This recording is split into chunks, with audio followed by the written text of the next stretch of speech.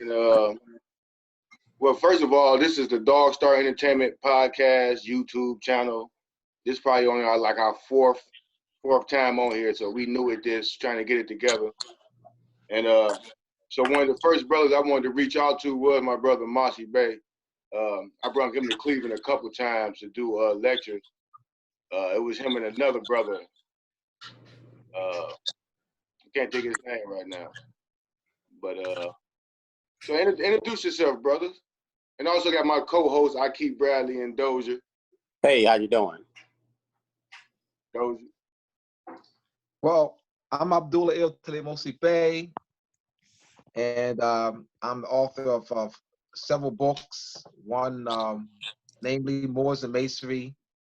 Another one, Masonic Compass Square, the connection and measurement of timekeeping. And I've been on this path for 27 years. I met Brother Shim about 15 years ago, and we connected. Began working together and building political structure, facilitating the building of political structure 10 and a half months ago. So we've been on this mission together 10 and a half months and building a national caucus and facilitating the education and building our political structure throughout our land. We also have a law course that actually began Saturday before last. So we'll be starting our second week of the 10-week law course. So Shim, you want to say something? Yes, I confirm to everything you're saying. Like I said, it's been a long time since the time of Noble Drew Ali that the Moors had ever did something to this to raise ourselves back to our original estate that our ancestor was in. I'm glad to be here, a part of this. Can you hear me? Yeah. Okay. I'm glad to be a part of what the masters above, the lords above us, and the cosmos has ordained and established in the earth for us now to come out of our curses that was placed on our ancestors by doing things that wasn't balanced in the eyes of the cosmos to each other. And now this was an in-house problem. If you go back and read the history, and you can see how this happened. It was no foreign people conquered us. It's just that every time we submitted to private dynasties coming here and taking over, we just joined on to the instead of resisting or instead of putting up a fight, we sort of like signed on against our brothers and sisters of different clans and tribes and let the foreigners have their way. We now at a point right now in time in the dispensation, this is it. We're going to do something, and we got the power of the cosmos behind us. Even if that power have to descend and walk among us in a bodily form, it's going to be done. That's how confident I am. All right, good thing, good brother.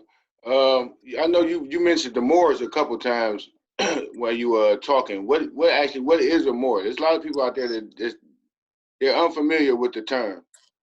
Well, when you deal with a Moor, you're dealing with what you call melon, and melon is one of the precious things in the universe. When it's dealing with the cosmos, it's broken down as what they call it. Carbon. When you're dealing with the cosmos, when you're dealing in nature, you're dealing with melon. You're dealing with like coal, richness, shiny, ruddy. I mean, it gleams, it shines. It's the core. It's the most potent of the core of the earth, and the cosmos is the carbon, meaning that it's dealing with divinity and spirit. Now, the reason why everybody's getting mad with Moor, they can't give a proper definition of Moor. I'm going to give it. Of the first genes of the earth, that was a replica of the first genes of the earth. All that came from that is a Moor, because they let me go even deeper than that. Now you notice, and when you hear the story of the prophets, right? You notice they talk about the Lord, the Celestial Realm. They say he had a body. He never said female, male. They said body shape. They say his body like burnt brass in the furnace, and his hair like wood. So we're looking at the core, the carbon, the burntness, the burntness. So we talking about that first in the cosmos. When we come to the earth, when it came down to form something out of earth, it got the best out of what was in it, which was burnt like copper. And that's what the Moors, any one of the DNA of that DNA with that copper burnt skin. So we got us all over. And another thing we arguing about the Africa, the name of the world. When the world was called Ikabilan, was all together with no water. The whole earth sat under the sun. So you hear the word Africa talking about the land sitting in the sun, that's the whole earth. The whole earth sits in the sun. So they're playing a metaphysics game with us fighting each other over these words and definitions, connotative meaning of what this means, what this school of thought, while they still in the estate, hawking it and making you servitude and sureties on the land and servitude. Okay. So let me say this. Well, the today, millions of the Moors are classified as Black, Negro, colored, African American, Latino, Spanish, Puerto Rican, West Indian, and Indian. So you have many of the native Moors live in inner cities. Many of the native Aboriginal indigenous people to the land live in inner cities. And so because of the social engineering, we've been conditioned that we are descendants of people who were transported by the Portuguese, the Spaniards, the French, the English, and the Dutch from what they now call the continent of Africa to North America, Central America, South America, and the adjoining islands, brought over shackled and chains. And the reason why that story is perpetuated so that the Europeans can maintain control of our state. So since we're not claiming this state, it lays in abandonment. So they become guardian of our state. So it's all about maintaining control. So now they've been playing this trick of to play that trick of sending us to Africa so that we can now voluntarily move off our state. So it's all about our state. That's what it comes down to, the classification. So as long as we do not claim our blood connection, I mean, because the inherited power is in the nationality Moor. So by claiming to be a Moor, that's your consanguinity, your ancestry, your lineage, your pedigree, your parentage, what it does, it gives you rightful claim to our state. That's why nationalities is so important. Because it gives us the right to claim our state. Okay, so with that being said, would you say that we kind of maybe hold Marcus Garvey to an esteem that maybe he don't deserve? Absolutely, absolutely. Because I'm glad you mentioned that. So what did Marcus Garvey push? Yeah, first of all, Marcus Garvey was a Knights Templar. The outfit that Marcus Garvey you see in many pictures. He's in a car, or he's standing, you see the picture. That's a Knights Templar outfit. He's a member, and also he was a member of the Boule. So remember, the Knights Templar is a member of the Boule. So there you go, absolutely. Okay, wow.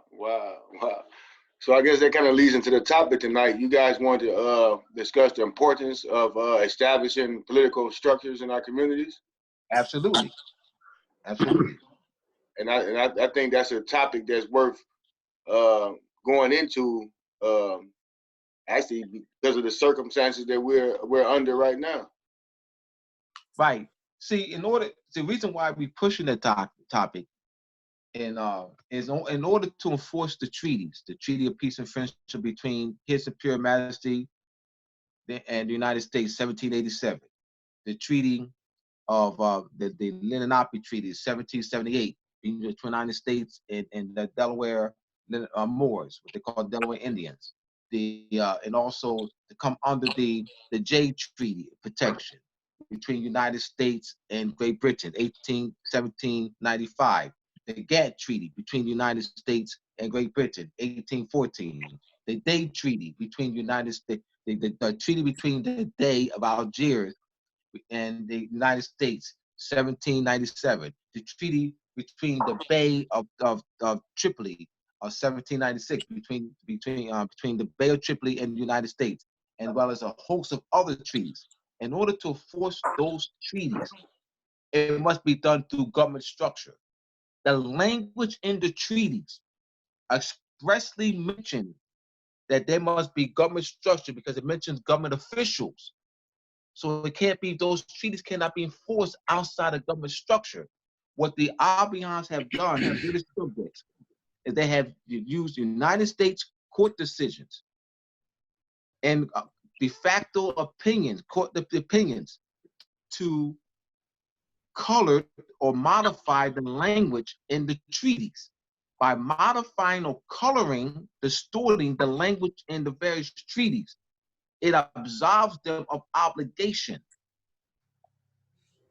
By classifying us as Black, Negro, colored, African American, there's no obligation on their part. Because the language. A question for this brother Dozier. Let me finish this point here. Yep. If you look at the treaties, there's no Black in there. There's no Black. Where's that in the treaties? Furthermore, let me say this. So you asked the question. There is no treaty between Black or England, Black or Nigeria, Black or France, Black or China, Black or the Shang Dynasty, Black or, there's no letters, there's no diplomatic letters, there was no diplomatic letters that sent, there was no Black whatever that sent ambassadors or consuls to China or France, the Netherlands, England. So where's the evidence? There is no documented evidence that some Black nation ever existed. Hey, brother. What's going on, brother? It's been a little while since we last spoke. Good seeing you. Oh, yeah. I mean, right on, man. It's been about 4 years. So, yeah, for the people, I just got a quick question. So maybe you'll be able to tie it in and clarify some things and some, I guess, misconceptions when it comes to the Moors. So when you say the Moors, a lot of the, I guess the focus goes to Morocco. So can you explain the connection with Moors, Morocco, which is our current state now, and how they're in the relationship that there is or there isn't? All right. Shim is going to talk about the French and Hispanic zone, the development of the French and Hispanic zone. That kingdom of Morocco is in the French and Hispanic zone, what they call Northern and North Africa. That's the kingdom of Morocco. All right. Shim, going to the French and Hispanic zone, elaborate on that. Shim? I'm sorry. Forgive me. I'm here. I just had my hear me? mic. Yeah, I heard you had my mic mute. Did you hear me? Yeah, he asked a question. I heard you about the Spanish zone. Let me get back to answering his questions. How do the Moors ties in with Morocco? Let me say something. When men and women was on the face of the earth, and they was given through their divinity the power to speak and create sound. I mean, listen, it creates sound. What means speech? That's a sound. Speech. After they create a sound, speech, they had to put a symbol to that, which became an alphabet. Now, when they created an alphabet, when they separated on different parts of the world, our people being wise would name the land after either the agriculture or either after if there's a lot of mountains, and wherever the land was, they would attribute the land based on their knowledge of where they at and what they said it would be. So Morocco wasn't before the Moors. The Moors before Morocco. The Moors named the land Morocco. I hope that can answer your question, brother. But going to the go Shim. No, I'm going to get there, but he asked a question first. No, but no, that doesn't answer the question. It doesn't answer the question. He's asking Ask the about question again, brother. Ask the question again. I'll Doesn't make answer sure I the heard it right. Ask it again, brother. So that for the people that don't understand, when you hear Moors Mm-hmm. and the connection of the current Moors and the past Moors, that connection, and also that connection with Morocco and Moors in the Morocco state. Okay. Let me say this right here. Morocco is the land, it was considered the land in the far western hemisphere, from the top all the way to the top latitude to the bottom latitude, even coming on this side of the world. That's the ancient Morocco of the ancient tribes and clans that ruled the earth. Now, the modern Morocco, which you start hearing about now, the Kingdom of Morocco, that's just a political organization created in a zone, which is like a belt. That means it's a jurisdiction that wrapped in, that's operating and passed through in the territory domains of Morocco. So when the French and the Spain Spain under the 1912 treaty, I think it's 1912 treaty or 1921, I believe it's 1912. 1912. Right, 1912. Now, Great Britain has already made it clear, anytime the crown of Great Britain is involved with territorial, then automatically that goes with France and Spain automatically. That was already decided in the World Court about this dealing with treaties in Morocco.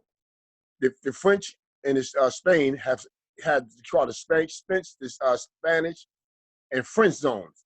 Now, when they came with them zones inside the Empire of Morocco, they became now, like what you call Mexico now, that's nothing but this French zone. When the Moors was conquered by Spain, and the Moors started speaking Spanish, and the women started marrying the Albions, and you had the different shades of children. Then it came from the Mexican Africa, it became Mexico. From Moorish or Moroccan, it became Mexican. So a Mexican is nothing but a Spanish-speaking Moor that's mixed with the blood.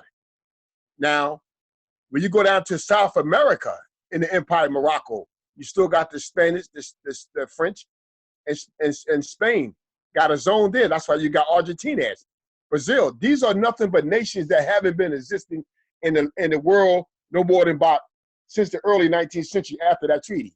You notice a lot of these nations start coming up with these names: Dominican Republic, Colombia. See, they start going into the islands, and what happened, the Emperor of Morocco started giving them the authority to exercise jurisdiction in the Empire of Morocco, dealing with their subjects and commerce, and expand their commerce and build their municipal law and principalities here in the Empire of Morocco. So this is why you got the ancient Morocco, which is of the Canaanites, which is of the crossover Chaldeans, Moab, Israel, Ishmael, in the land of Chaldean, even down to the ancient Kemet, Egypt. This is why these are the ancient Moors. This is why Africa is the whole world. That was just not that part. That was Africa was sitting, the whole earth set in the sun. So what I'm saying is, when you see all these, the kingdom of Morocco, that is not Morocco. That is of Morocco. This is why when you go to the IRS site and they ask you the countries, you notice when you go in there, it doesn't say the kingdom of Morocco. It still had the name under Morocco. So Morocco is just not one territory in the earth. Morocco is a host of national states and nations. But the problem is the estate. When our mothers and fathers transitioned through, they started coming in.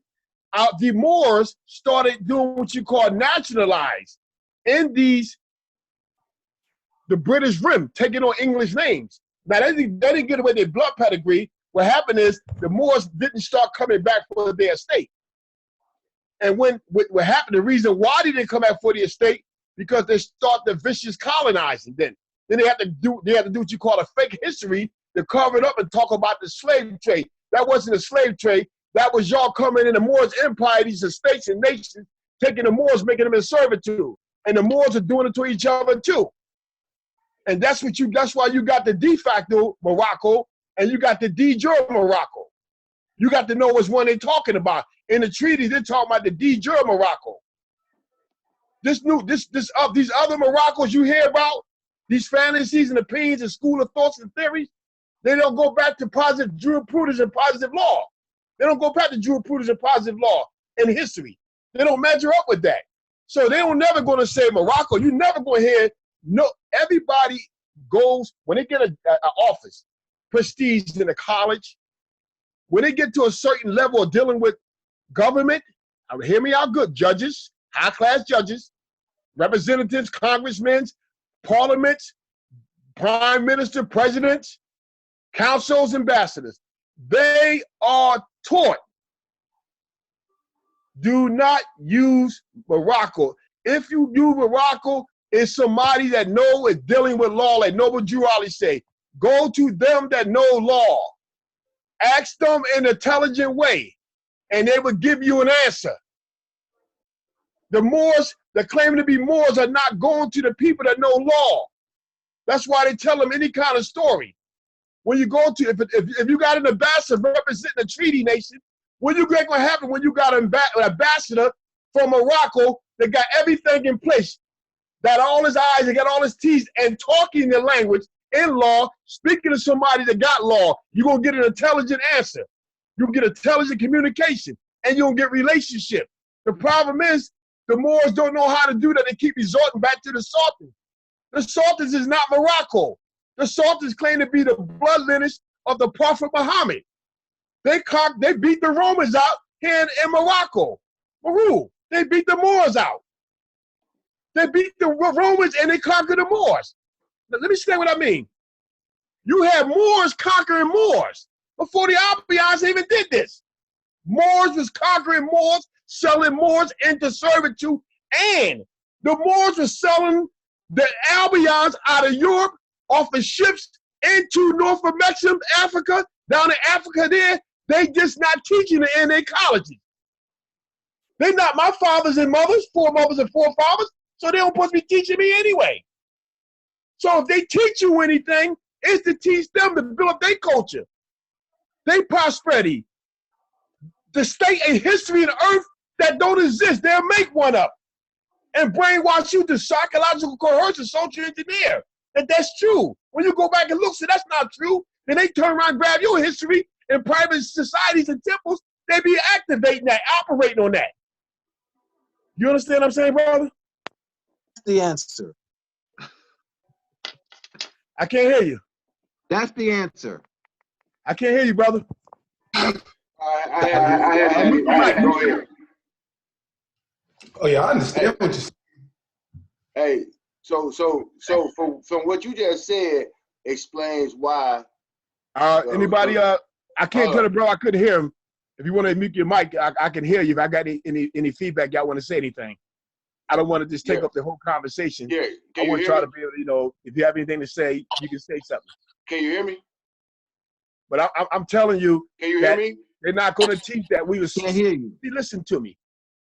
One of the best world-renowned DNA specialists already, and the Empress already proved it, that the fossils found down in Northwest, the east side of the world, and Africa is the same fossils and DNA that's found here in Northwestern Mexico, Africa. You notice I never said I wasn't Africa.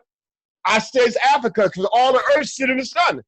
So you can't play that game with me, telling me that Africa down there, but this not Africa, this America. I'm talking about before that was called America. Stop playing with me. The whole earth sat in the sun. When the creator poured the whole earth out of the water, the sun was on top of it. It sat in the sun. What you talking about now? You're playing a game now. Come on now.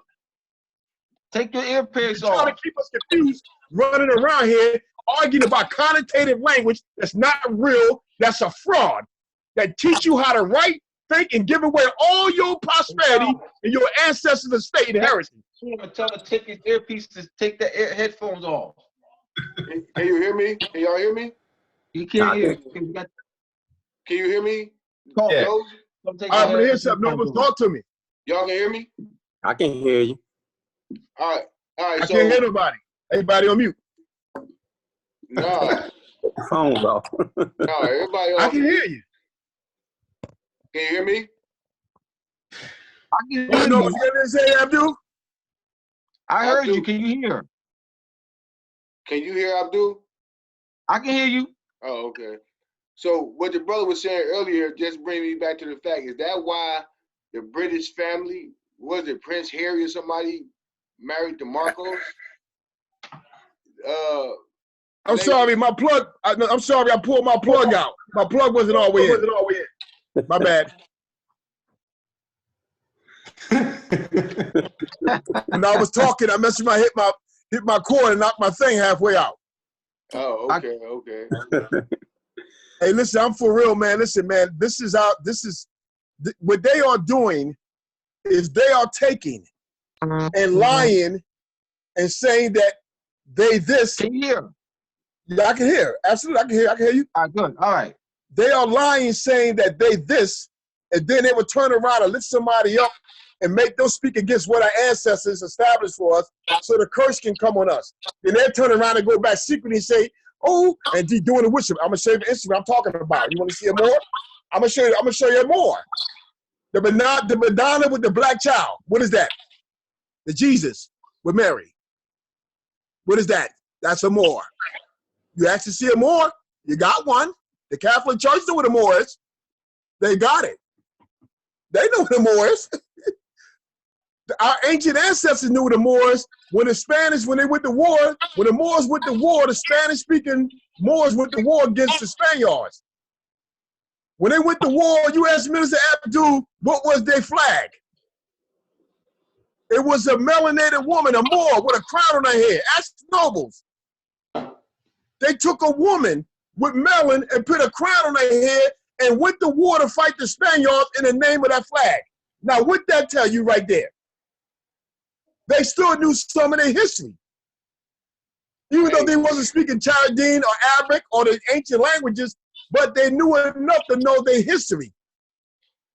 That if they're going to go in battle, they got to have a pup, they got to have a symbol. And the symbol is what? The mother humanity, the mother. They're fighting for the mother. The woman represents the crown of hair, represent the sovereignty of the land. Because the land gives you life. The woman gives you life.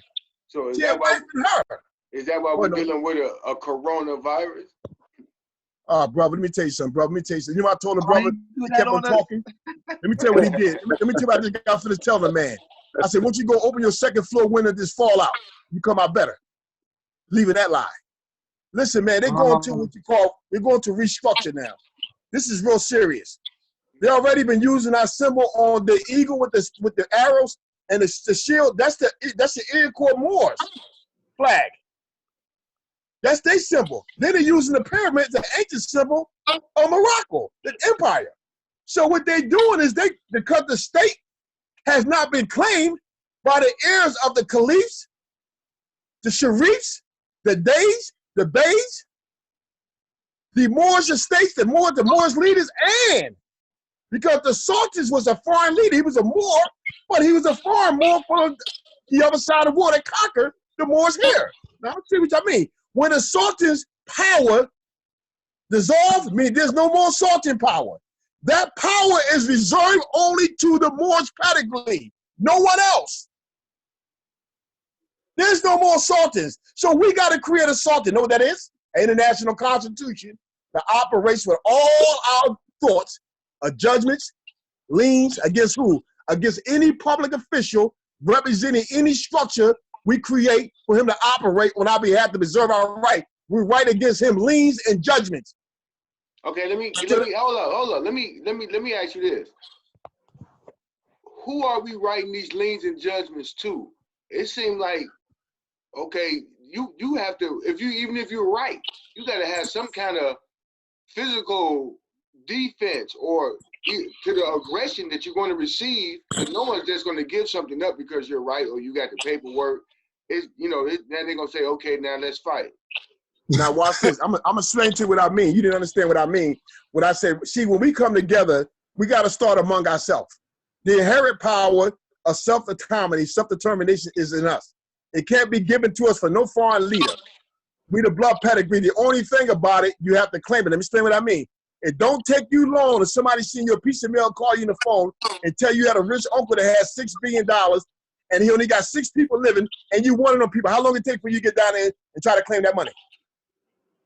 How long? But what I'm saying is, now I'm showing you something, Nobles. How long? With the people handling the records and paperwork, I probably would have never been informed that I had to miss 6 months. No. Wait. Regardless of how it is, it's still, I'm trying to show you something. It still go back to a train. That's a chain of something that led to you. Mm-hmm. If he tell you that, what gives you the right, now, what gives you the right to get that money? Not claiming it or claiming it? Who inherit power? Once you know that that's your uncle and you one of the ones to receive the estate, what gives you the right to claim that after you know? In the blood. Simply making a claim. You know, brother, simply making a claim. So what the Moors ain't doing is they're not making a claim to any blood pedigree. They're accepting titles and names to disenfranchise them. Meaning that what benefit do you got if somebody telling you that you a nigger back in colored, that your forefathers and mother came from a different part of the world? What right do they have and to tell you that, and what right do you have to accept that? You know what it all comes down to? Voluntarily. They just say it. They don't make you trust it and hope in it and believe it and confidence in it. You just take it in for face value that they telling you the truth. You see what it comes down to now? Inherit. You the Lord and your spirit in your body, the soul. Your body's the agent. You accept that. That's why you get led away in servitude as a surety.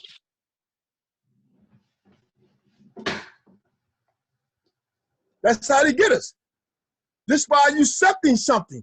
You got a right to claim something. Let me explain what I mean. When I said liens of judgment, I was talking among ourselves. Anytime we come together to get our land back and claim our states and do our political structure and political organization and civics, we have to create an international document among ourselves. In that document, you will put the articles, which will be the judgments, and you will put the liens. That's the restrictions, obligations, and liability against the structure that you build. Anybody come to operate the structure as a minister, a representative, a caliph, whatever you call him, he will be confounded to the sovereign power of the people collectively, not as private societies or temples, as the nationals under blood pedigree who put together that national instrument. And guess what? Now they got in there where you cannot run. I'm going to show you another thing. I was telling Nobles today about the Constitution. It was not put together by the free common people. It was put together by the Crown, which is statutory. by the Esquires, which is statutory Crown. The Bar Association put that together. The reason why they put the rights of the common people in there, because they had to use them. They had a right under the common law, which is the our law, but under the common English law, French and Spanish law, they had certain rights embodied in that was granted to them by the Pope, the ambassador, the Pope, Pope. Yes, they wrote to the Catholic Church so they can go ahead and crown so they can get their way to do government. They have a charter for that. Before you go on that tangent, you got to get back to Brother Rashawn's question. He said, we established the government, right, amongst ourselves, and we go in there with our proper documentation, and we 100% correct in our approach and in the judgment. And then they agree, you're right. And then they say, fight me for it. Then what? Now, see, let me say something to you. See, in war, the book of Art of War, that's why you got plans and strategy. This is why you got personal separation, and this is why you got what is the power force that you go to, but gives all the strength to everything. Let me explain something to you. You know what the first victory in war is with them? Our seeding. We seed to everything they do, number one. Number two, we give all our energy over to them to make them strong. Number three, we don't have no personal unity among ourselves to have trust and accept ourselves. Let me give you a prime example. The Queen and the King and the Prince of England, France, Spain, Irish, Dutch, down in Africa. The reason why they are considered that, not because foreigners accept them or recognize them, it's because the people of the blood pedigree and common people accept that for value and have confidence in that is the most important person in our land. Now you see, that's a self-inherent right. Ain't nobody warned against them. So when you got somebody, when you're doing something like that, and somebody go to war against you, now let me explain something to you what happens. Everybody that you ever signed an agreement with, renege on your agreement with you now. They don't trust you now because you become a threat to them. Let me explain what I mean. If we got 5 nations on the same continent, and I see you turn on 2 agreements or 2 nations, and there's 3 of us on here, let's come together and get rid of them. They're not honored. They don't honor contract. There's no true honor contract in them. So that's what the Hague was created for. Now, most people don't know why that World Court was created. It's because all the nations will come together and would team up against what you call a bully, who's now trying not to operate based on de jure principles of law, land, air, and water, ordinance, statutes, commandments, dominion. They're not operating on that. So what they're doing, they're operating de facto. They're trying to assert authority and place themselves in a seat of authority that doesn't exist, that was never given to them. So they came together and formed the Hague, the World Court. Now somebody say, now you see Venezuela, they try to plot against them. It failed. You don't hear no more about it. It failed. You want me to tell you what happened? Because Venezuela got what? A structure, a system. You know what they say? Come on, China and Russia. Come and be our allies. Come in here, be my friend. No, we can't do that. You know what we want to do? We don't, see, let me explain something to you. When Noble Drew Ali went to the Pan Am Union, he only went there to get recognized. He didn't go there for no permission for manhood, for our people. He just went there so we can be recognized who we are, not black, nigga, color, and who these people are, the original blood pedigrees of the states.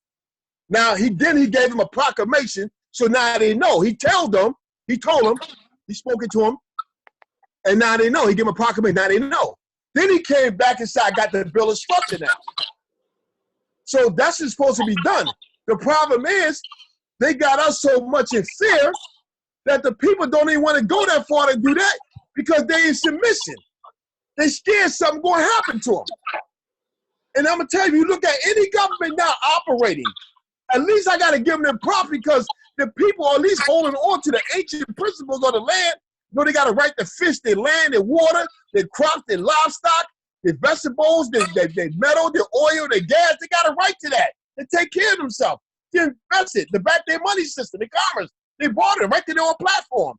There's 2 platforms. There's a natural platform that the stuff come off the ship, the fish, and that the stuff come off the land and get traded in water.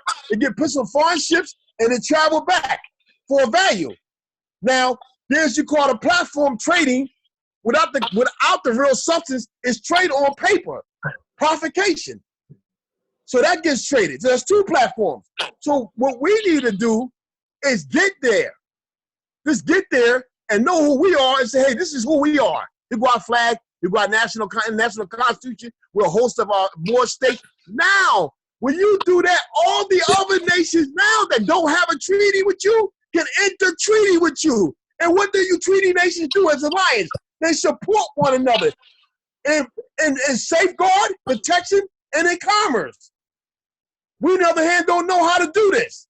Even some of these African nations still got that much sense to bring in China and Russia in there and do business with them, get them a military base and come and train their soldiers and have their military. We ain't trying to do nothing. We say something going to happen to us. Well, how you going to protect your woman, your offspring, your water, your air?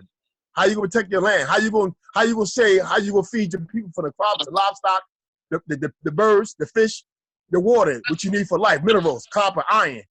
You need all that stuff. How you going to get all that? This is why it got to be done. There can't be no second thought of what, no, I don't care. They have an in-house among themselves fighting right now. They didn't want to create that problem. Like the corporation no longer can pay them debts. So here we are every day using promissory notes, and we merchants, and they give us immunity because they don't lock us up. We ain't got license. You go to the bank every day and sign a check. You're a merchant. You taking promissory notes, giving them to the store person, you trading and bartering. You got a commercial instrument with express media note. Express short-term note. Some called medium long-term notes. That's a promissory note, the $100 bill, 1,000, 50, 20. You're using it every day, and you're the assigner and assignee. You sign it over to somebody else without even a contract. That's merchant law. You're doing merchant. He's going to think about it. That paper is worth nothing. You handing somebody a fraud for something real, but it's all right to you because you don't know what's going on. That's why we curse, because our prophets told us don't do that kind of bartering. That's a fraud. That's why you got to come back into the system and get back into the old MOORS, they peso, and all these other money systems deal with platinum, gold, silver, copper, iron, brass, livestock, frankincense, everything that's deal with nature. Backs that currency, that system of bartering. Well, if you're going to use, you saying that the paper ain't worth nothing? Brother, let me explain something to you. What's back in the paper? What the confidence of the people. What's worth? What's worth? I'm in disagreement with you on that. But okay, what is worth, brother? What is worth? Since it's not worth anything, wouldn't it make sense for us to use that paper that's not worth nothing to go get those minerals that you're saying that's back in other currencies? Brother, let me go deeper so you can understand. I didn't think I had to go that deep. I'm glad you asked that question. Let me explain to you. Every time you take that promissory note and uses it, there's interest on that. That means you're buying something with something that's not valued. That means you promise to pay. That's why it's called a promissory note. So you promising to pay, what are you paying with? Every time you use it, and you don't even have power to redeem the notes. You got to watch this. You take all these notes back to a bank, and they laugh at you. They take it and cluster them together and put them on a trade platform, and they redeem the notes as commercial paper, and they sell it and get paid for it. And then you turn around and ask for fresh debt instruments, fresh promissory notes to go right back in debt. So you never redeem the note. You never pay the debt. So now, because you use the note, and you're not paying, discharging no debt, that's because you don't own no loaded entitled land. If you don't own a loaded entitled land, you don't own no minerals in the land, the precious metals, the minerals, the resources. You don't own the water. You can't control the water. You got permission to fish or to sell on it. Then you got permission how much air you can travel in the air. When I'm showing you that you're not discharging nothing, you just a surety. They're using you like cattle. That's what they're doing. Because you're not a sovereign. You're nothing to matter. You're not nothing to matter to them. You're not even operating in the science of law, because real established jurisprudence and positive law, even spiritual law, creeds, does not authorize anyone to exchange commerce like that. That's a fraud. That's a fraud. Do you see what I'm saying? No, I see what you're saying, but I'm telling you that's a fraud. Because I'm going to tell you why. When you go in the store and get somebody, I'm going to show you what I mean. Let's say you go and work at somebody's house for $20,000, and they give you $20,000 in promissory notes. Now watch this. Now listen to.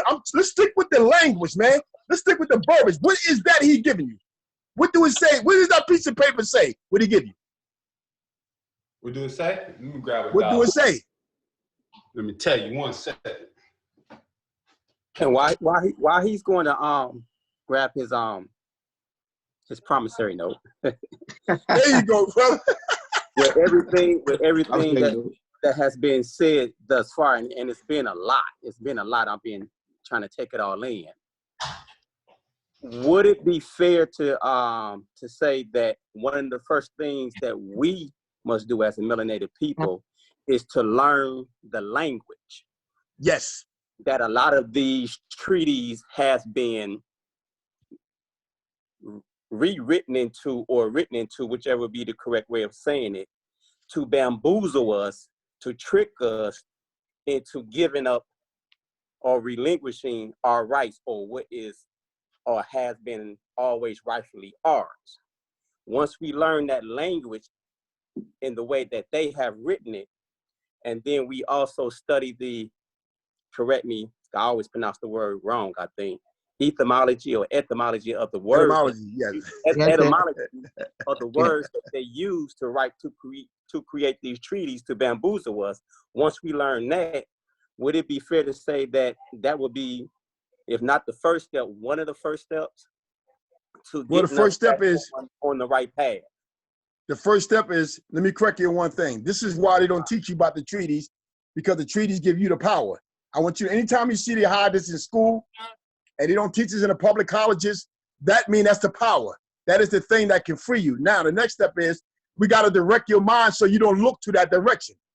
Them people that would sign them treaties, them people called the MOORS estate, we got to direct your mind and make you think that you have absolutely nothing to do with them people and blood pedigree. So that's called cutting the cord. Let me explain what I mean.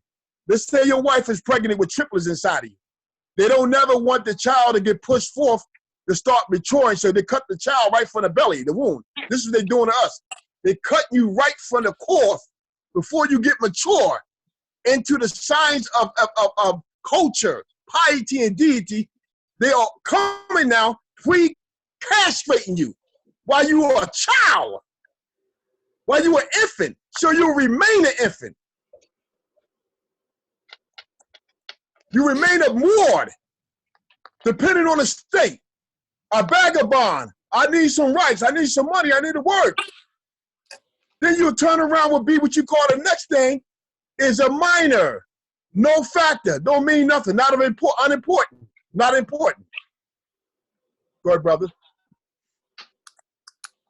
Oh yeah. Back to the promissory note. You ready? Yes. No. You got to read it to me. You just said what it was. That's all I wanted to hear. We ain't got to go no further, brother.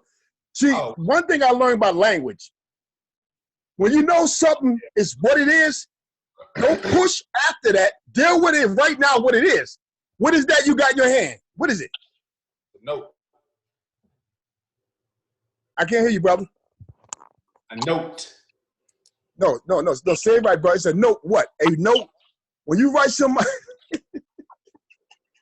brother, when you're using a note, brother, listen to me. You must not know the barter system of exchange. If you got a car worth $10,000, I don't have no money. You need your roof and your basement refinished. And then after that, you need your kitchen done. 35 downstairs, 25 here, and the kitchen finished up $10,000. When I sign an agreement with you, and you exchange to give me the car, and I exchange to take my tools and stuff, my wood, and buy and fix your house and do your roof and your basement.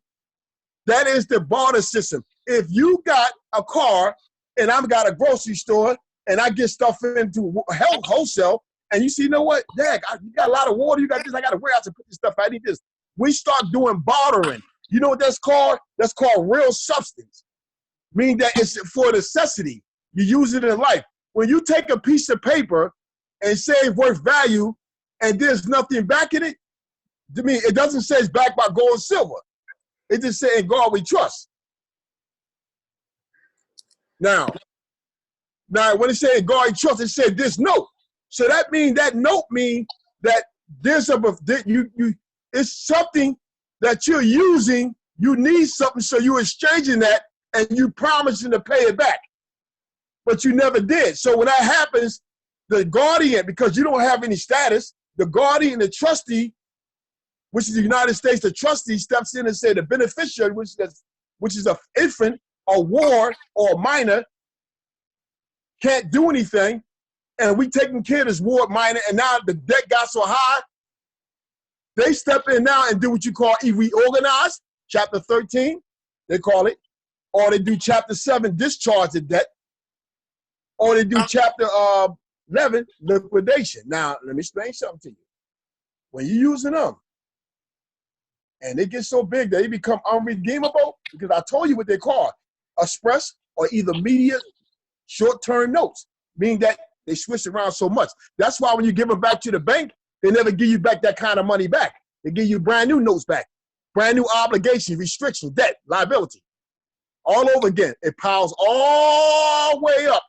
Now, because we've been letting them buy, eat, sell, sleep, build, and do all this on consignment without paying, we want to call in the note because they the mortgagee, they the lender, you the borrower, the debtor.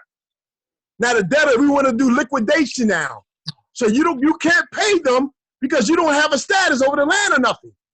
You don't have any real substance. You don't have no title to land, gold, silver, animals, or grow no food, or fish, and nothing, crops.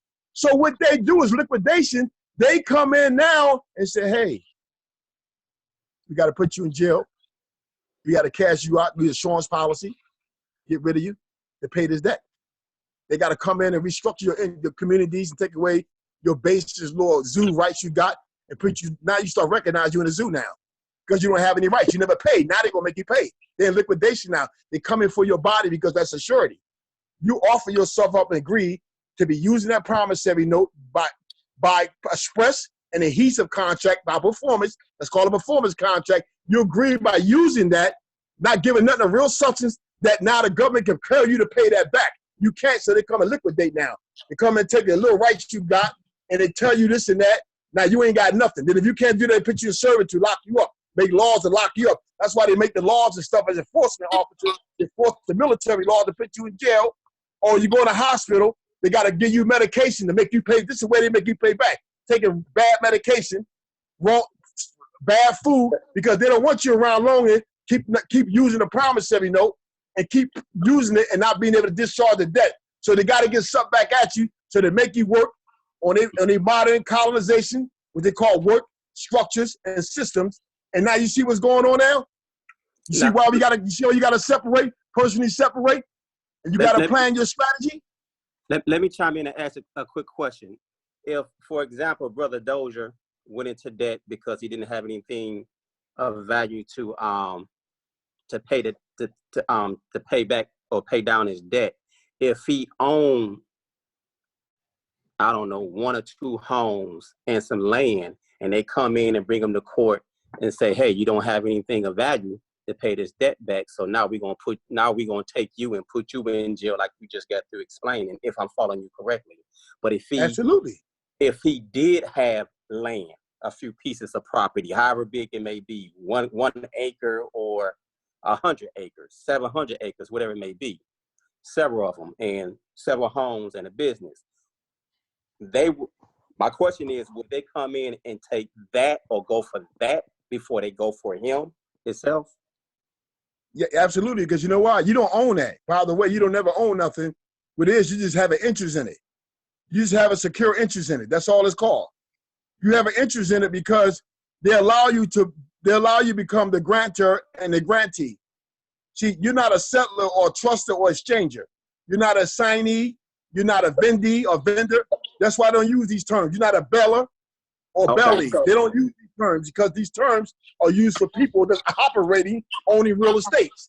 Okay, so you understand what I'm saying? So the reason why they would take what he was granted because it's not his anyway. You understand what I mean?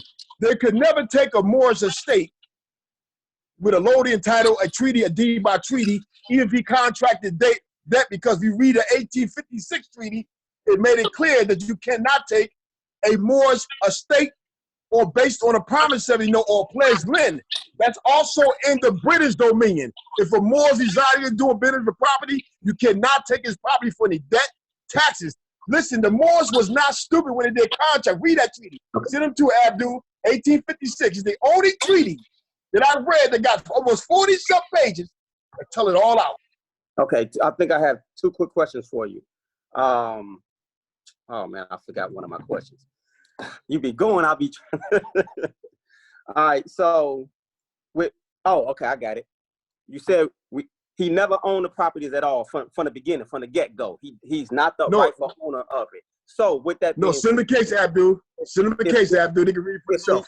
If he's not the rightful owner of it, even though he's paying taxes or whatever he got to do, maintaining it, the whole 9, and he never owned it, and they own it from the get-go, then why would I'm not really like understanding. I'm not saying that you're wrong. I'm just trying to grasp an understanding of what you're saying. I'm explaining to you. It's a colorable title. Colorable law. I'm going around thinking I own this land, this property. That's an illusion. That's a fraud. They created that de facto illusion. I'm just trying to interpret it back to you, see if I'm following what you're saying. I own this land. Something come up to where I have to paid back, I got in trouble, whatever the case may be. Instead of them taking me and put me in prison, they're not going to do that because I have this property. But they're taking from me, supposedly, the illusion, what they already own. But technically speaking, are you saying with the 1856 treaty, if I am a Moor, technically they cannot take it because that treaty has already been established in 1856. That's right. Establish you as the descendants and offsprings and kinsmanship of them people. Therefore, that treaty applies to you because them people back then were sovereign. Meaning sovereign mean in their blood pedigree and ownership of their estates. So that means now when they go to operate the laws, they got to apply the law of nations. So you come from the nation, the most favored nation. The crowns are foreign. You are not foreign. That's why the treaty said within the British realm. That means a Moor could be in Australia, Canada, the United Kingdom. Doesn't make a difference. You own land. That treaty operates to protect him in his blood pedigree right. Okay. Now they can't take the property. They can't even lock you up. Do you know that? They can't even put you in arrest. No, but they do. They got me in prison. I'm in prison right now. I'm in jail. You know why? Because the United States have assumed. I'm in jail without the bill. Listen to me. So is that because I have no understanding of the law or the treaty, 1856 treaty? Yes, yeah, absolutely. Yes. Okay, I'm following you. And not only you, brother, that's a lot of Moors collectively. If they don't come together, you can't do nothing. Because that's how the empire survived with the Moors nation stuck together. But what happened was they got divided, they started selling off their own people, bringing in all these foreigners. Listen, it's no way in the world all these Albions would come off the ship with all these diseases and robbers and clear the jails unless the Moors allowed them to make that voyage and do it. The Moors got something from that. You know what they got from it? They bring them here so they can work these estates like servants. See, they're not teaching this, man. Okay. I'm following you. I'm glad to be here. Thank you for allowing me to speak. No problem. I hope the next time we speak, we show you that the stamp letter we got in our executive order hit by the ambassador of the treaty nation. I'm hoping that's coming soon. Y'all really can smile, brother. We're on our way doing something. Oh, okay. Brother Mossy Bay, what's going on, man? All right. Wake up, bro. I'm here. I'm listening. I'm following. I've been following, and like I said, he and Spot and I have been working together for 10.5 months. Definitely, I'm definitely well in tune. Any other questions?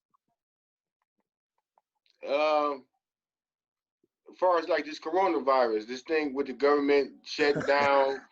Bankruptcy, brother. International bankruptcy. They got to do it this way. If they don't, put it this way. Would you want to see men and women running to the street, dragging girls in the street, raping 12-year-old girls because they can't get no refund?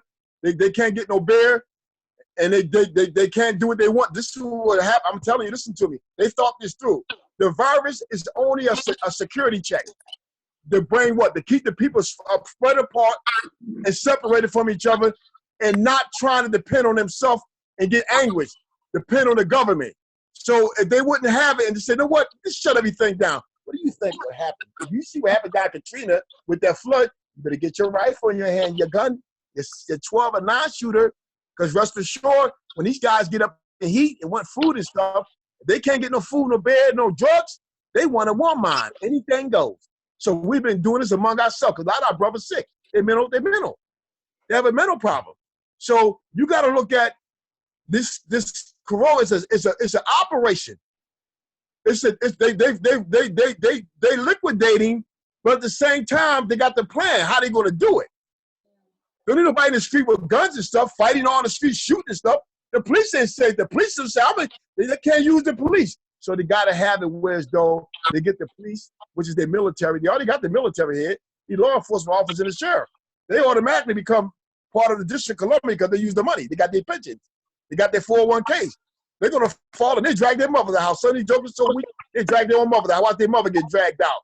They said, damn, they broke my mom's leg. Damn, Harry, you had to drag it out hard. You broke a leg. He castrated. He was nothing. That's how bad we are.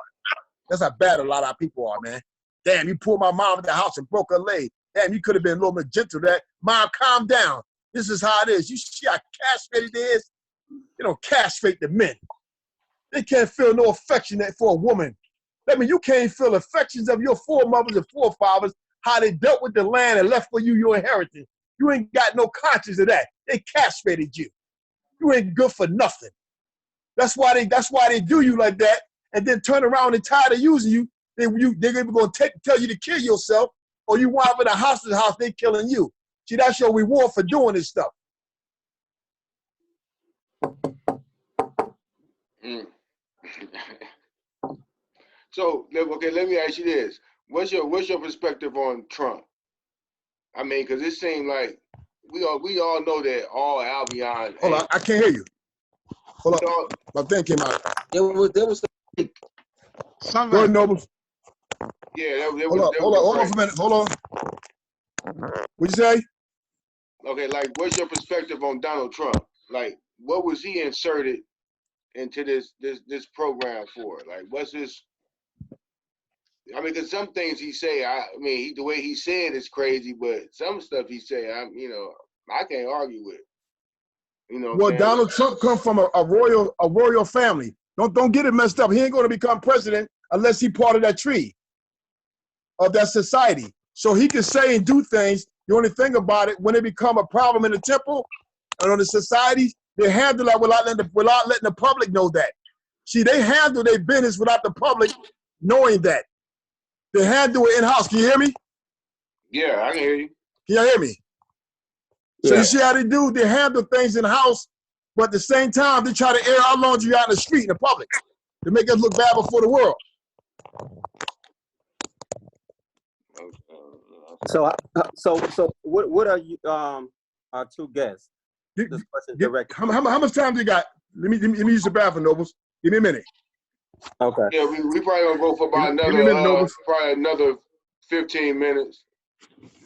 Okay. And that'll be an hour and a half. Yeah. So in regard to the coronavirus, COVID-19, well, to our guests, what is your thoughts on the bailout from the government, the monies that's supposed to go to the people and the monies that's supposed to go to these Fortune 500 companies, multi-billion-dollar companies? Well, what they're doing is they're actually dealing with a rearrangement there, because the debt ceiling is so high. So they had to come up this scheme, all right, to address the debt ceiling. The United States, if you look at the research, you see that the United States debt has owed a lot of debt to China, with the highest debt being to China and other countries, Germany, Switzerland, and other countries. So this is an issue that they've been dealing with for quite some time. So this COVID issue deals with addressing that in a way that is covert, to not make it obvious. And a lot of things they do is to do that. They will actually create a scenario to get our minds off of what the real issue is, right? Yeah. So this is another way on which they're doing that. So my next question, with the COVID-19 virus itself, in your opinion, do you think it's as bad as they're making it out to be, or is it like you just explained? Are they using it as a smoking screen? Smoking screen. Now let's look at it let's look at the statistics.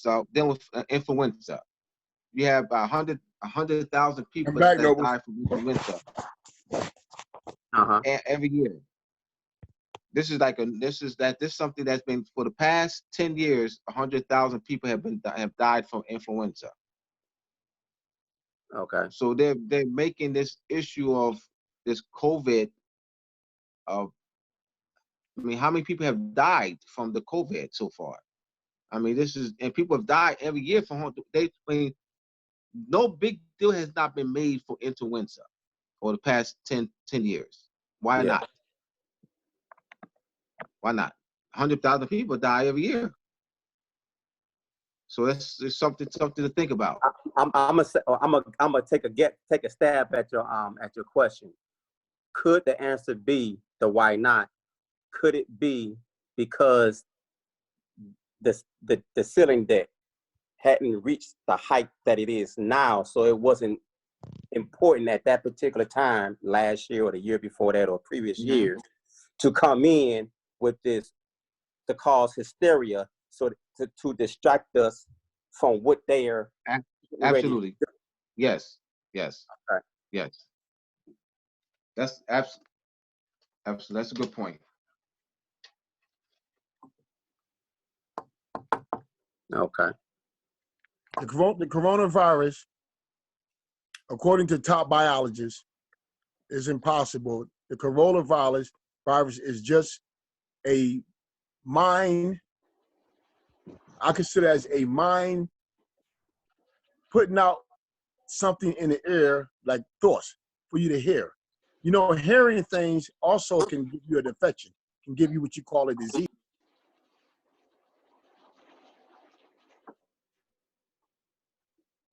I can't hear.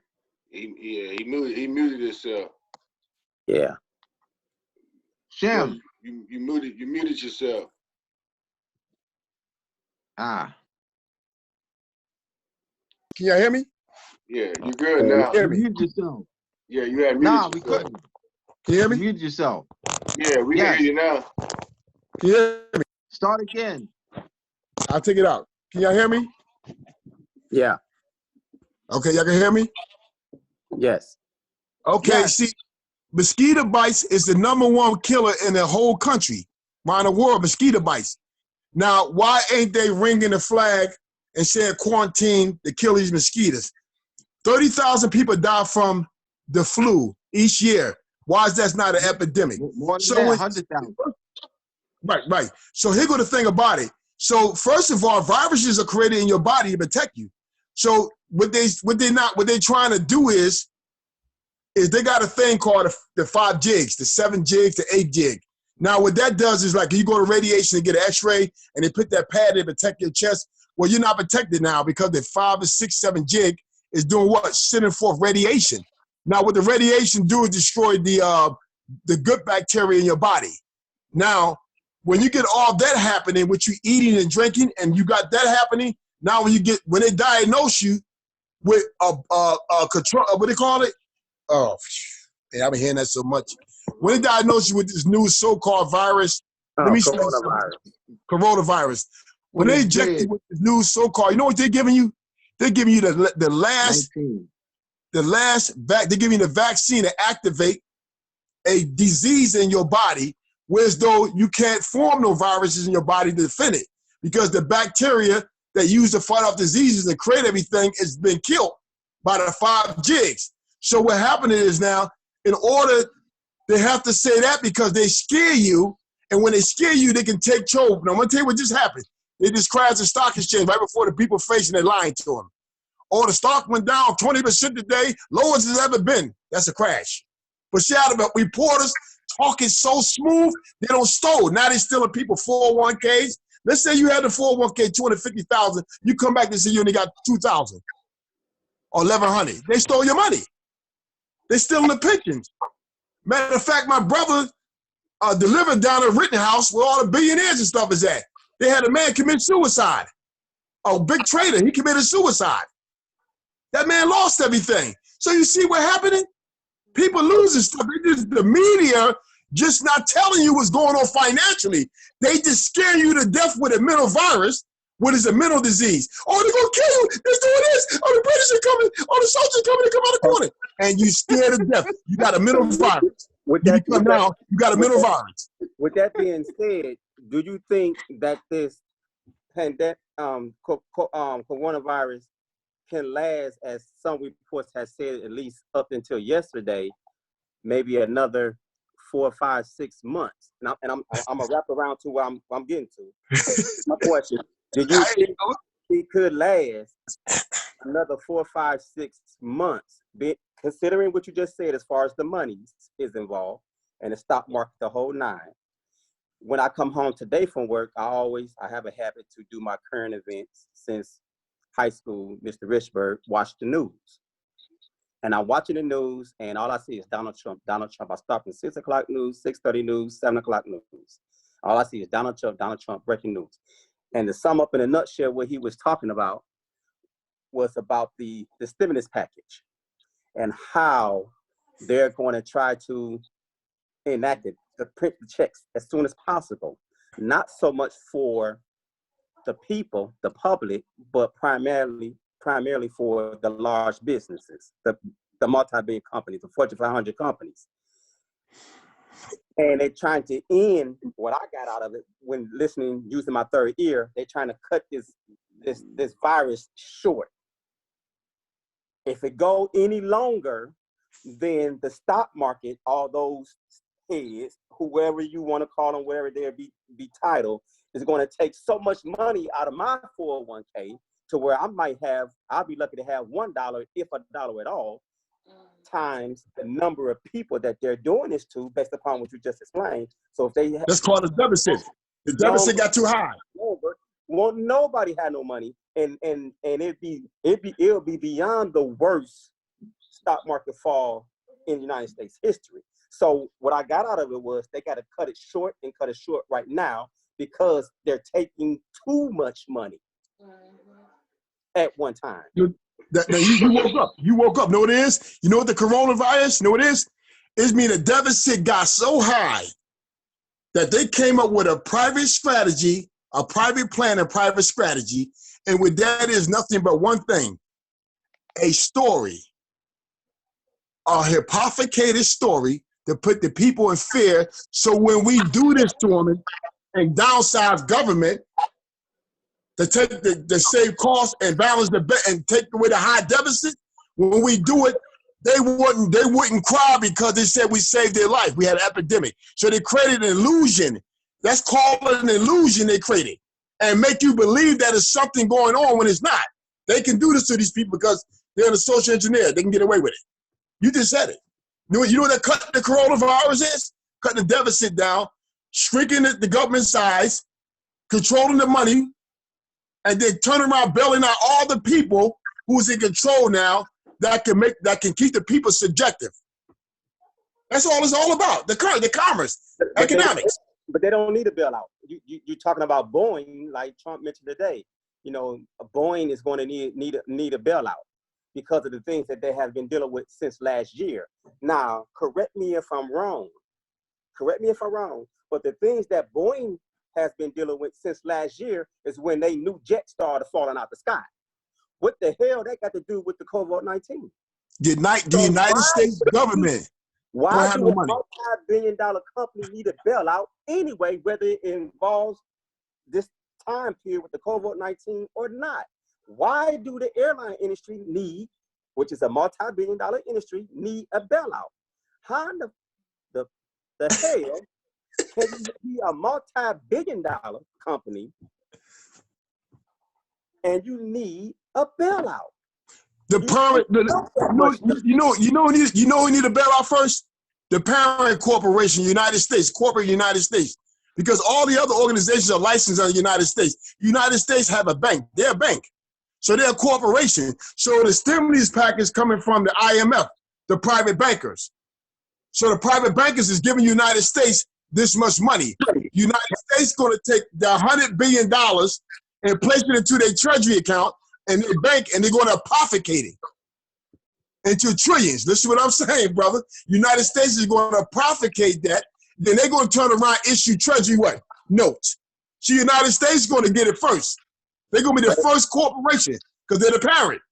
So how they're going to get it? Say it again? How are they going, what's the word you use? And profligate it? Yes. How are they going to do that?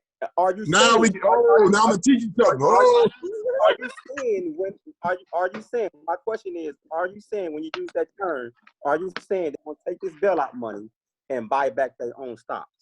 No, let me explain something to you. It's first of all, the media telling you a lie. It's not to bail them out, it's to bail the United States out. Because everything is relying on the United States as the problem. The United States go down, everything go down. Because the United States acting as trustee for the Aboriginal indigenous people. And that's the estate. You can't hock that. It's worth too much. So what the United States do is they got an organization, the UN got an organization, American States, that deal with nothing but government banks. So through that government bank, they get what you call an international routing number through the United Nations or the homeland or the organization, American States, to these parent corporations that deal with nothing but charter banks of governments. Because the United States got a routing number with that bank in the international banking system and international monetary system, when that $100 million first get issued from the Federal Reserve, watch this. The Federal Reserve is not a bank owned by the United States or not a bank owned by the Treasury. So that means when the Reserve issue that, it's going directly to the United States Bank. So they got an international routing number. They can take that and propagate that. Then they can put it in their treasury and offer it back in circulation to what? These corporations that's licensed under them. The insurance companies and the companies are licensed under the United States. That's why they got a license to do banking, to do bartering, to do trade, to the Commodities Exchange Commission. Come on, you see what's going on? So if I can get this money and propagate this, I'm not going to tell you this. And first of all, what are you doing knowing this? So all these, just like us, if we get our stuff together, and we take and recognize ourselves and tell them who we are. The fact of the matter is, the Act of Algiers, the Act to Protect Morocco, and the treaty say that these treaty nations have to help us, our national bank. Now you read the Act to Protect Morocco, it speaks about our national bank, the Moors banks, different financial institutions in the Moors Empire dealing with the indigenous people. Now watch this. We can go and get an international routing number as an indigenous nation, watch this, and take outside all this and propagate our own money to the World Bank because we recognize. That's the power by being recognized. Because you know how to find all these places, navigate to get to all these what? Shores. So foreign ports. So because we only have maybe 2 minutes, a minute left. Are you saying, and I thank you for coming on, you shared a lot, you enlightened me a whole lot. So are you saying another one of our priorities should be get recognition? Well, let's see, we already have it. The thing about it is they rooted out of us. The inherent power for anybody to claim the inheritance of the ancient foremother and forefather lies in their DNA and their what? Divinity. Now, when somebody hide that from you, then you can never do it. But once you find out, that party can rebut what you say because there's nothing giving him that authority or that nation that power to make that determination. So they're not going to do it. They're going to try to miseducate you and come up with another scam to turn y'all against each other so y'all will be hindered. They can't hinder you. That's why they never came after Noble Drew Ali. But what they did was they sent the Moors after him because they were drug sellers, running guns, selling bootleg, running prostitution. They were doing all this stuff behind his back, and they made a determination what he was doing was not important as what they were doing, getting all that money, selling heroin, running numbers, bootlegging, prostitution, gun running. Yeah, that was the Moors were doing back then. And the Sheiks. Yes, I'm telling the truth here. Sorry, I got to tell the truth. Thanks a lot. Thanks a lot. Brother Ray, you want to take us away? Yeah, hey, thanks for coming on, brothers. Mosey Bay, man, you know, we're gonna have to have you back, man, because your brother was passionate about this subject, so he kind of took it over. Know, this is the first time y'all met him. Y'all, you know, you and I, we go back. Right. all three of y'all. All three of y'all, we go back. Yes, sir. This is great, man. Yeah, man. We're gonna have to get you back up here in Cleveland, man. We need to hit it. We need to have you back. Absolutely. No. Yeah. No, we got to get all of you guys down here in Atlanta. Well, that too. Man. That's right. That's not you moved to Atlanta. Yeah, Yeah. Atlanta and Cleveland. yeah, Yeah. Atlanta Yeah. and Cleveland. Absolutely. yeah. But hey, thanks again for coming on. I appreciate it. It's always been a good time when we get together and this to do some fellowshipping. So, never been disappointed, haven't failed yet, and I ain't gonna say yet. You've never failed in doing that, and I appreciate it a lot. Thank you. All right. Thank you for All right. having us. Thanks, bro. Thank you. Shalom. Peace. Assalam. Salah, brothers. Salah. Take care. Peace.